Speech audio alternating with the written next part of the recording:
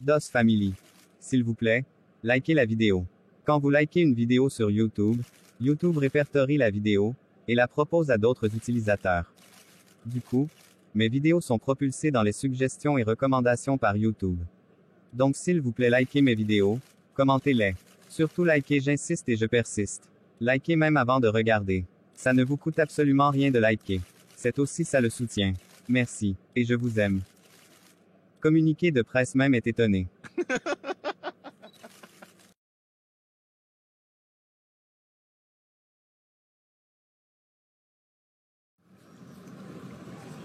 Dorian passait des jours ardus. Elle était devenue comme un zombie, qui avait été programmé pour exécuter des tâches bien précises. Sa voix ne se faisait plus entendre à la maison. Lorsqu'elle rentrait des classes, elle s'enfermait dans sa chambre, et tout ceci avait impacté ses études. Elle n'arrivait plus à étudier. N'ayant personne à qui se confier, elle magasina toutes ses craintes, ses inquiétudes, ses frayeurs dans son fort intérieur, ce qui la rendait nerveuse tout le long de la journée. Ce samedi, après qu'elle ait fait le ménage, elle se réfugia dans sa chambre.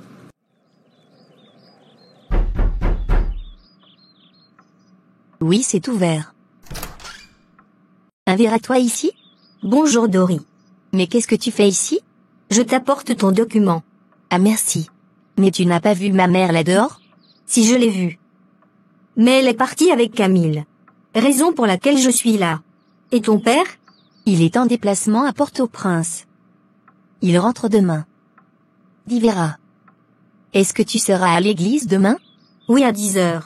On y va ensemble? Oui. En espérant que ma mère ne viendra pas. Ok.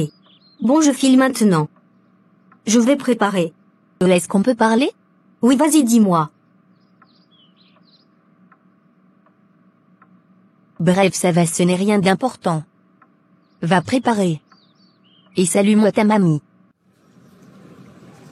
C'était un supplice pour Dorian, qui aimerait se confier, mais ne pouvait pas, de peur que la personne ne divulgue l'information. Elle faisait confiance en son amie Vera. Mais sachant que cette dernière discutait beaucoup avec sa grand-mère, elle craignait qu'elle lui passe l'information. Dorian admirait beaucoup la relation que sa copine entretenait avec sa grand-mère. Elle lui parlait de tout, lui racontait ses journées, ses craintes, ses angoisses, ses aspirations, ses rêves, tout ce qui lui passait par la tête. Ce genre de relation que la jeune fille aurait espéré vivre avec sa mère, ou avec son père. Mais hélas. En soirée, Dorian se trouvait au salon avec son petit frère et sa mère. Ils regardaient la télévision. Du moins une émission politique, que leur mère regardait. Dorian n'avait pas encore informé sa mère qu'elle irait à l'église demain. Elle ne pouvait pas manquer le rendez-vous qu'elle s'était fixé avec Angelo. Maman? Demain Camille et moi irons à la messe de 10h. Et pourquoi 10h? Pourquoi pas 8h? Nous avons l'habitude d'aller à celle de 10h, maman. C'est la messe des jeunes. L'important n'est pas la qualité des personnes qui y assistent, mais c'est plutôt de suivre les enseignements. Étant donné que vous allez bientôt composer, je préfère que vous allez plutôt à 8h. Comme ça à 10h, vous serez de retour pour étudier. Mais maman, ça fait quoi si on va à 10h? Et mademoiselle ne discute pas avec moi. Tu veux me désobéir? Non. Je dis? Alors ferme ta bouche. J'ai dit 8h, et c'est mon dernier mot. Vous devez étudier toute la journée du dimanche. Maintenant laisse-moi suivre mon émission.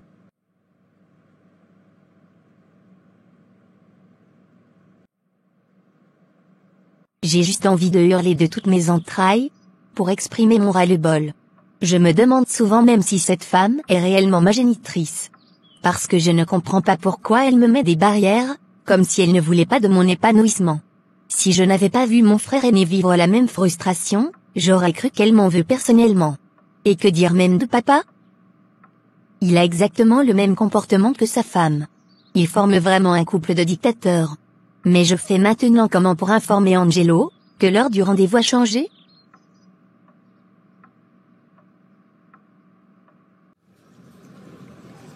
Dorian n'avait aucun moyen d'informer Angelo que l'heure du rendez-vous avait changé. À 7 heures du soir, elle ne pouvait plus inventer une sortie pour le carrefour, afin d'appeler ce dernier, sur le téléphone de sa mère. Elle était bloquée, enragée, et stressée. Dorian pensait alors à désobéir à sa mère. Le lendemain matin, après son réveil, elle resta au lit. Sa porte n'étant pas fermée comme d'habitude, Camille, qui était déjà habillée pour l'église, entra, et fut surpris de trouver sa sœur encore sous les draps. Mais Dorian, tu fais quoi encore au lit? On sera en retard à l'église. Je n'y vais pas. Hein? Et moi je fais comment alors? Tu sais très bien que maman ne me laisse pas y aller seule. Bah n'y va pas donc. On fait d'habitude la messe de 10 heures qui est en français. Alors, pourquoi maman veut qu'on assiste à une messe dite en créole, alors qu'elle sait bien qu'on ne comprend pas, et ne parle pas vraiment en langue? Ok, c'est compris. Camille sortit alors de la chambre de sa sœur, et rejoignit la sienne, avant d'entreprendre de se déshabiller. À Camille, j'ai cru que vous étiez déjà parti. Dorian a dit qu'elle n'y allait pas. Pardon? Je vois que cette fille a l'eau dans la tête. Dit-elle, en se rendant nerveusement dans la chambre de sa fille, qu'elle ouvrit brusquement. Dorian sursauta, et sortit du lit. Elle s'attendait bien à cette réaction de sa mère. Je peux savoir pour quelle raison tu ne vas plus à l'église? Maman sait que le prêtre prêche en langue, et nous ne comprenons pas le créole. Or à 10 heures, la messe se fait en français. Dorian Pavempal. Tu as compris? Ne me fais pas parler. Tu vas finir par me faire croire que cette histoire d'église cache quelque chose d'autre. Si tu voulais vraiment assister à la messe, l'heure n'allait pas d'importer. Ce n'est pas la première fois que tu assistes à cette messe. C'est à la fois en français et en langue. Donc ne me raconte pas du n'importe quoi. Tu vas maintenant rapidement t'apprêter, et vous y allez. Et vous avez exactement 1 heure, 30 minutes. Je veux vous voir à la maison à 10 heures maxi. D'accord maman. Dorian n'avait pas trop le choix. En plus, si elle n'y allait pas, elle ne verrait pas Angelo. Mais le fait que sa mère leur avait donné un couvre-feu ne l'arrangeait pas. Elle allait devoir prier pour qu'Angelo se pointe avant 10 heures. Assise dans la paroisse Sainte-Philomène de la ville, Dorian n'écoutait rien de l'évangile. Elle ne cessait de guetter l'extérieur, dans le but de voir Angelo arriver. À la maison, Madame Dumas s'était allongée dans son fauteuil, et regardait la télé, lorsque Vera arriva bien vêtue dans sa robe trapèze. Elle fut surprise de tomber sur la mère de son amie. Elle avança alors timidement vers elle. Son souhait de tomber directement sur son amie, et non sur la mère de cette dernière, venait de se briser. Mais trop tard, pour rebrousser chemin. Madame Marlise l'avait déjà vu. Bonjour maman. Oui. Qu'est-ce que tu veux? Je suis venue chercher Dorian, pour qu'on aille à l'église. Ah. Maintenant je comprends mieux cette insistance de la messe de 10 heures. Ça vient de toi, n'est-ce pas? Après tu seras étonné de savoir pourquoi je refuse que ma fille te côtoie. Je ne sais pas de quoi vous parlez. Bon dimanche. Oui, c'est ça. N'importe quoi. Vera avait toujours ce goût amer, lorsqu'elle s'entretenait avec la mère de sa copine. Si elle n'avait pas de respect pour elle, elle l'aurait déjà copieusement vilipendée. Elle se rendit alors toute seule à la paroisse Sainte-Philomène. Une fois arrivée, elle s'assit à la grotte avec quelques copines qu'elle y trouva, pour attendre que la messe de 8 heures finisse. Dorian n'arrêtait pas de regarder l'heure. La fin de la messe était proche. Il fallait donc qu'elle gagne en temps, en allant à la recherche d'Angelo. Camille, il faut que je sorte. Reste là jusqu'à la fin. Et si je ne reviens pas avant la fin, tu m'attends. Tu as compris? Ne rentre pas sans moi. Et tu vas où? Je serai dehors. Donc tu as compris? Ne rentre pas sans moi. D'accord, mais ne tarde pas. Dorian sortit alors. Les chrétiens de 10 heures étaient déjà dans la grande cour de la paroisse. Dorian balada le regard partout, à la recherche de son copain, et finit par le voir enfin. Elle courut alors vers lui, et ils se déplacèrent vers un endroit moins bruyant, et loin des autres. Je n'ai pas assez de temps devant moi. Ma mère m'a obligée à faire la messe de 8 heures, et je suis avec mon petit frère. Dis-moi, tu as trouvé une solution? Ce n'est pas facile, Dorian. L'avortement peut te coûter la vie. Eh bien, je m'en fous, Angelo. On doit essayer. Il y a des produits qu'on vend au marché, et qui peuvent être efficaces. Angelo, je ne peux pas affronter mes parents avec cette grossesse. C'est littéralement impossible. Écoute. J'ai pensé à ta tante. Tu as bien une tante ici. Je peux aller lui parler. Et ça va changer quoi? Je te rappelle qu'elle est la grande sœur de mon père, et elle lui informera à coup sûr. En plus, elle n'acceptera jamais que je fasse un avortement. Non, je ne peux pas lui dire. Écoute, j'ai une meilleure idée. Je peux boire de l'eau de Javel, et ça fera l'affaire. Je vais finir par te frapper, Dorian. Tu es enceinte, et tu n'as tué personne, bon sang. C'est vrai que nous sommes jeunes. C'est vrai que nous avons déçu nos parents, mais ça ne mérite pas que quelqu'un y laisse sa vie. Et c'est la dernière fois que tu me parles de te tuer. Je suis sérieux, Dorian. Tu ne penses qu'à toi. Et moi dans tout ça? Je ne compte pas. S'il t'arrive quelque chose, je ne me le pardonnerai jamais, Dorian. Parce que tout ceci est de ma faute. Ne me fais donc pas me sentir plus mal que je ne le suis déjà, s'il te plaît.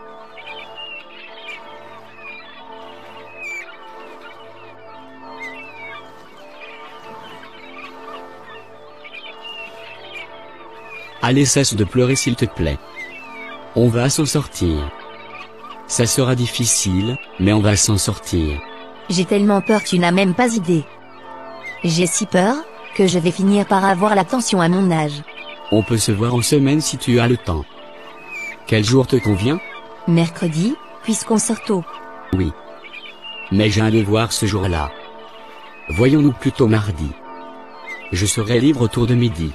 D'accord, moi également. Je vais me libérer à 7 heures. D'ailleurs, on ne fait que des révisions à l'école, pour préparer les devoirs. Bref, je dois y aller maintenant. La messe est finie. À mardi alors. Et s'il te plaît, reste tranquille. Tu n'es pas seul. Dorian lui sourit, essuya son visage trempé, et s'éloigna d'Angelo. Avec tout ce monde dans la cour, il serait difficile pour elle de retrouver son petit frère. Alors qu'elle le cherchait, elle tomba sur Vera. Je sais qu'il y a encore beaucoup parmi vous, qui n'ont pas encore liké notre vidéo.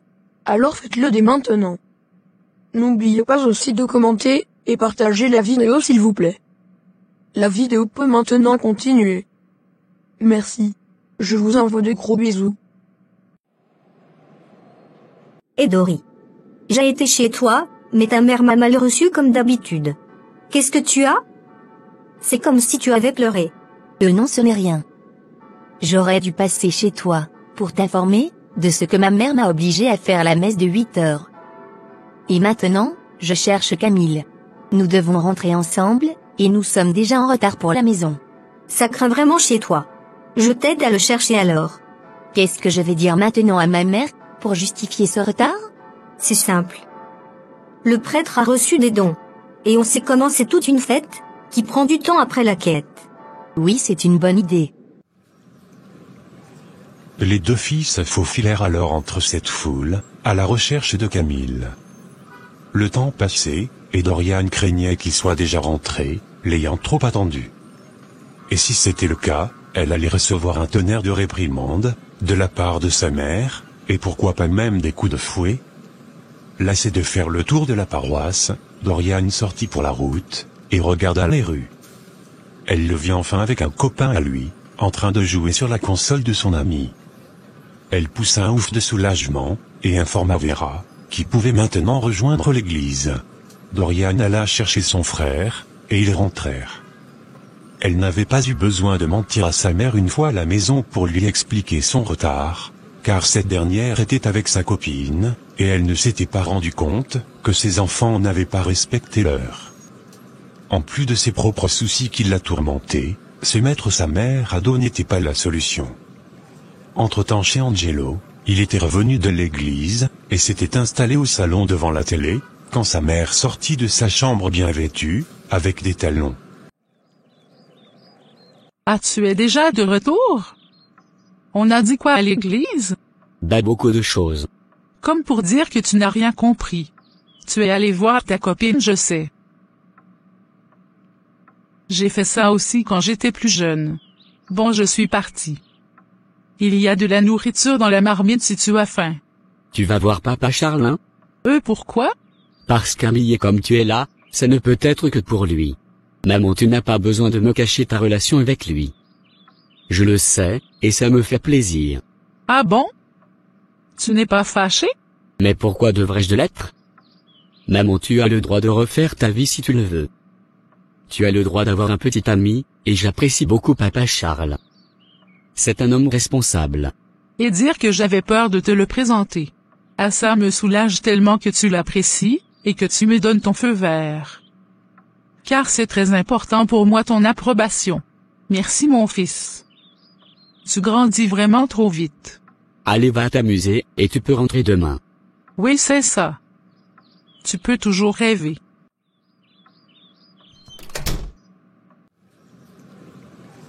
Angelo était heureux de voir sa mère s'épanouir avec cet homme, car depuis la mort de son père, elle avait toujours évité de ramener un homme à la maison, de s'amuser, et de revivre comme une femme de son âge. Son objectif et sa dévotion avaient toujours été son fils, et rien que son fils. En ce moment, Angelo ressentit un arrière-goût de déception, ce que sa mère ressentirait, lorsqu'elle aura appris qu'elle va être grand-mère à 47 ans. S'il pouvait remonter le temps, il l'aurait fait, pour réparer ses actes. Il aurait évité d'aller plus loin avec Dorian, et de patienter comme sa mère lui avait conseillé. L'examen qui était prévu dans un mois, n'était plus la priorité du jeune Angelo. Seul Dorian et le bébé, occupaient désormais ses pensées nuit et jour. Depuis que Dorian savait qu'elle portait la vie en elle, elle n'était plus vraiment concentrée à étudier ses leçons. Elle restait des heures à la salle d'études à regarder ses cahiers, feuilleter ses livres, et s'imaginer avec un gros ventre, ou alors mourir, parce que ses parents l'auraient tuée. De peur de ramener en plus de la grossesse une mauvaise note à la maison, elle se rendit ce lundi chez Vera après les cours, pour étudier avec elle. Le fait d'être accompagnée, lui permettrait de faire des exercices, qu'elle avait longtemps mis en pause. C'était toujours un plaisir pour Vera d'étudier avec sa copine, qui contrairement à elle, était meilleure de sa classe. Vera en profita pour que cette dernière l'aide, dans les matières qu'elle ne comprenait pas en classe. Après plus d'une heure de travail, Dorian pensa à rentrer. Merci Vera. Sans toi, je n'aurais rien étudié. C'est plutôt moi qui te remercie. Tu m'as beaucoup appris. Tu es vraiment intelligente. J'espère que ta mère n'est pas encore rentrée. Non, je ne pense pas. Les lundis, elle rentre souvent tard, et mon père travaille à Gonaïve, depuis ce matin. Ah d'accord. Il rentre quand? Aujourd'hui même. Il fait un aller-retour. Le métier d'avocat me plaît bien, mais ce sont des années d'études. Ça rapporte beaucoup d'argent. Ton père est vachement riche. Ah peut-être. Mais moi ce métier ne m'intéresse pas. Bon, j'y vais maintenant. Dorian ne se doutait pas une seconde, que sa mère était déjà de retour.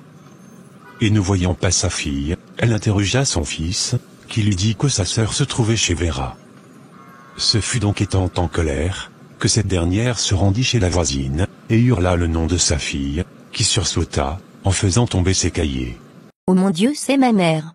Elle est rentrée. Je suis morte. Et pourtant tu étais sûre qu'elle allait rentrer le soir. Allez, vas-y alors.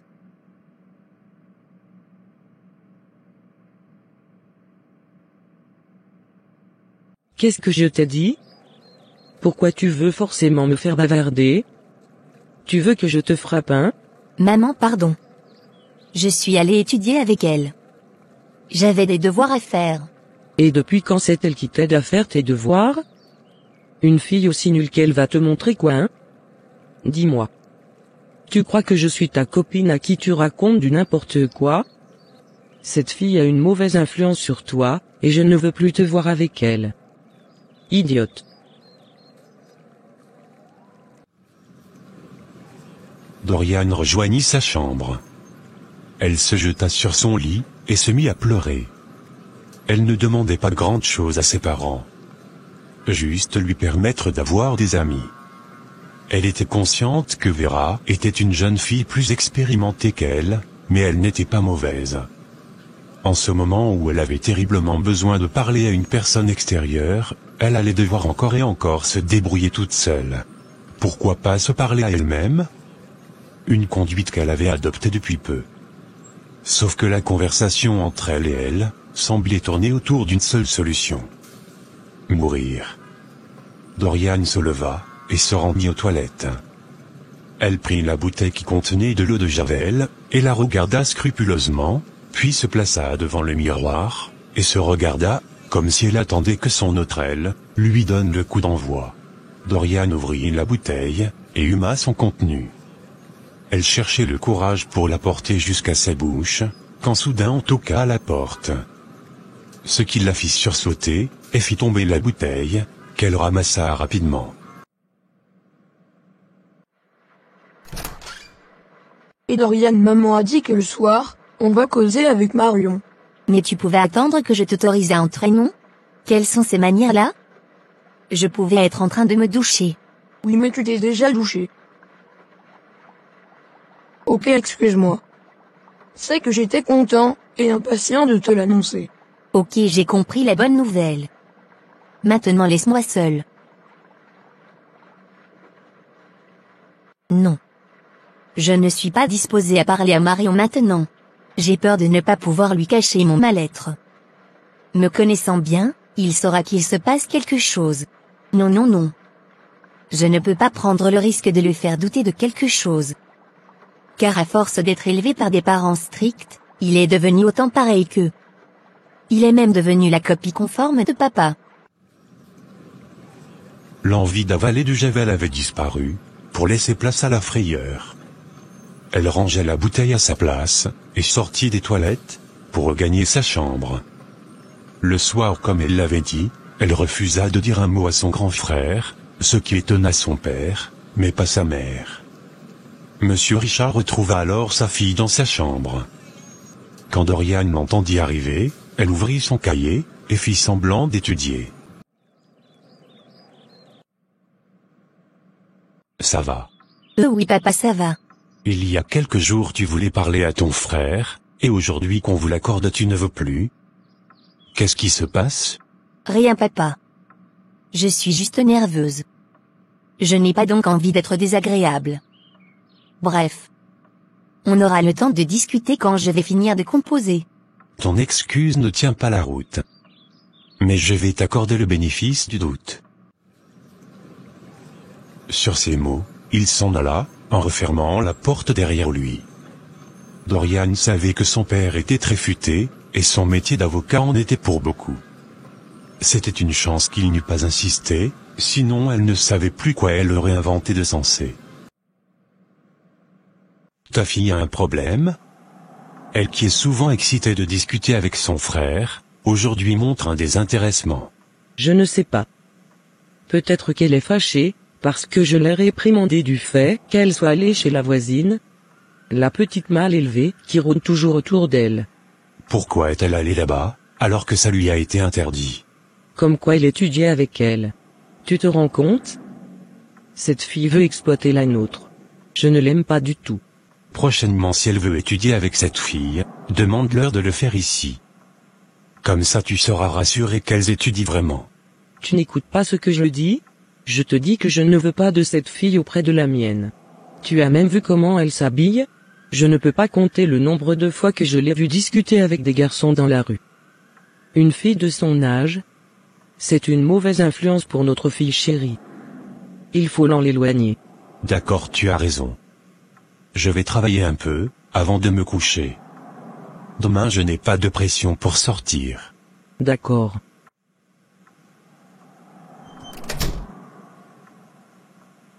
Pour tout type de partenariat, et ou de publicité, veuillez me contacter au email suivant, ou par WhatsApp. Merci.